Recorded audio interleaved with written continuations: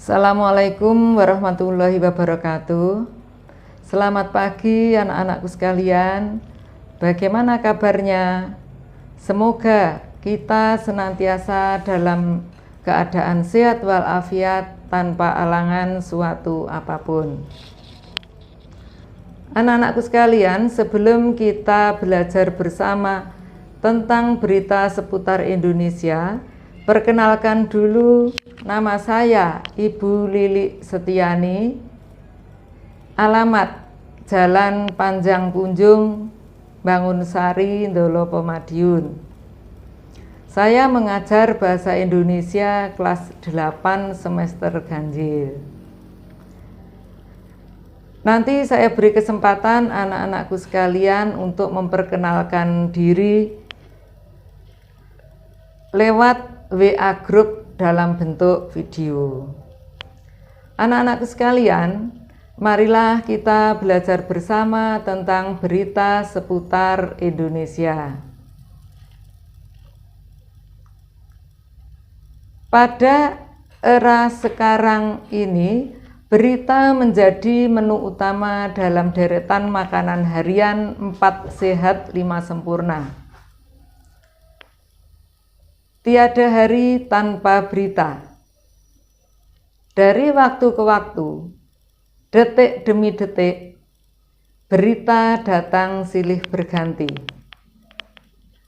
Beragam informasi terus berhamburan memenuhi ruang kehidupan kita setiap harinya.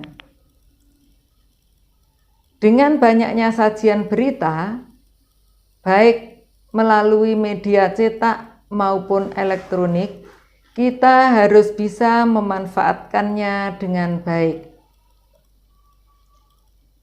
Pemahaman terhadap struktur dan kaidah teks berita memudahkan kita dalam mengolahnya menjadi sesuatu yang lebih bermanfaat. Berita-berita tersebut berperan sebagai sumber ilmu pengetahuan dan penambah wawasan. Ada pepatah, seseorang yang menguasai berita atau informasi, dialah yang akan menguasai dunia. Menentukan unsur-unsur berita. Setelah mempelajari materi ini, diharapkan kamu mampu menjelaskan pengertian berita, dan yang kedua, mengidentifikasi unsur-unsur teks berita yang kamu dengar dan kamu baca. Akan saya bacakan contoh berita berikut. Dengarkan baik-baik. 10 hari menjelang Lebaran, Sabtu 15 November, pelabuhan penyeberangan Merak mulai dipadati truk. Truk-truk tersebut mengangkut barang non-9 bahan pokok atau non-sembako. Tingginya arus truk dalam 2 hari terakhir berkaitan dengan adanya larangan melintas bagi truk non-9 bahan pokok atau non-sembako pada tanggal 21 sampai dengan 25 November. Larangan tersebut berlaku bagi truk bersumbu lebih dari 2, truk gandengan, truk tempelan, dan truk kontainer. Penumpukan truk bersumbu 2 tersebut seperti di pelabuhan Merak menyebabkan antrian truk sekitar 100 meter dari pintu masuk kapal. Antrian terjadi di dermaga 1 hingga dermaga 4. Tetapi antrian tersebut masih dalam batas normal.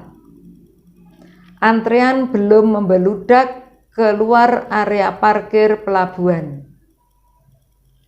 Akan akibat penumpukan truk tersebut, beberapa sopir truk mengaku harus menunggu sekitar 2 hingga 4 hari untuk bisa masuk kapal.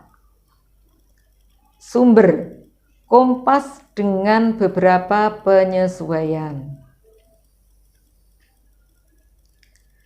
Berdiskusilah dengan 3-4 orang temanmu. Diskusikan isi yang disampaikan dalam berita tersebut. Laporkan hasil di depan kelompok lain.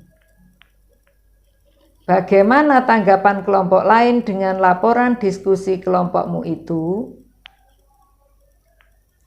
Yang pertama, unsur-unsur berita.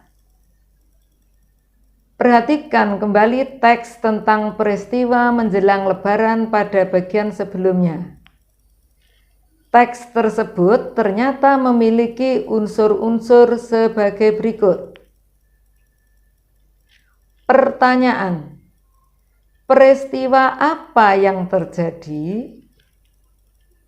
Unsur-unsur beritanya: padatnya pelabuhan Merak. 2. Siapa yang mengalami peristiwa itu? Pada unsur-unsur berita, truk-truk pengangkut barang non-sembako. Pertanyaan berikutnya, di mana peristiwa itu terjadi? Unsur beritanya, di pelabuhan penyeberangan Merak. Pertanyaan yang keempat, kapan peristiwa itu terjadi? Unsur beritanya, 10 hari menjelang Lebaran, Sabtu 15 November. Pertanyaan yang kelima, mengapa peristiwa itu terjadi? Unsur-unsur beritanya, adanya larangan melintas bagi truk non-sembako pada tanggal 21 sampai dengan 25 November.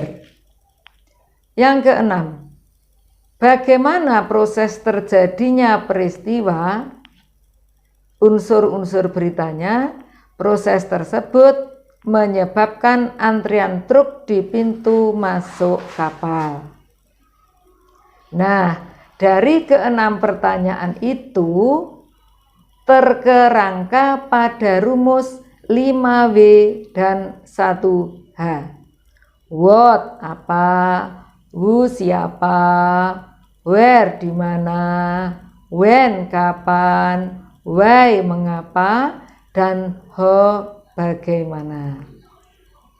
Keenam pertanyaan tersebut merupakan cara tepat menemukan unsur-unsur berita. Keenam unsur berita itu dapat disingkat dengan A, D, Simba. Untuk memudahkan di dalam mengingatnya, apa, di mana, kapan, siapa, mengapa, dan bagaimana.